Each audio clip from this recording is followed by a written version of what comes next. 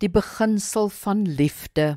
Jesaja 58 verse 6 en 7 sê, is die vas wat ek wil hê, nie dat jy vir die wat honger is van jou brood gee nie, dat jy aan die armes en die dakloses 'n blyplek gee nie, dat wanneer jy iemand sonder klere sien, jy vir hom klere gee nie, dat jy jou medemens nie aan sy lot oorlaat nie.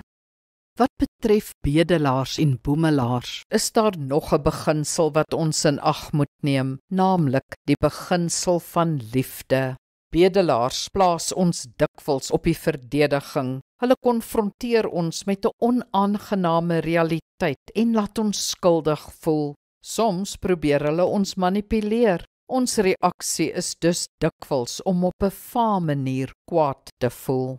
Onthou egter, ons is Jesus volgelinge. Ons leef nie soos die wêreld nie, maar op die Jesus manier. Ons leef met sy liefde in ons hart. Ons kyk na bedelaars soos hy na hulle kyk. Ons reaksie is eerstens een van simpatie, van jammerte. Of hulle die waarheid praat of nie, hulle leef op straat, uitgespoeg deur die samelewing, van die hand na die mond. Ja, hoe jammer.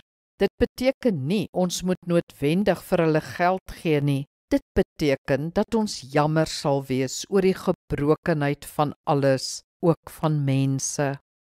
Kom ons bid saam. Hemelse Vader, gee my 'n liefde vir mense, ook vir bedelaars, leuenaars, sondaars en skelms. Ons wêreld is gebroke, Here. Help my om 'n bydrae te maak om u stikkende wêreld en u stikkende mense weer heel te maak. In u naam.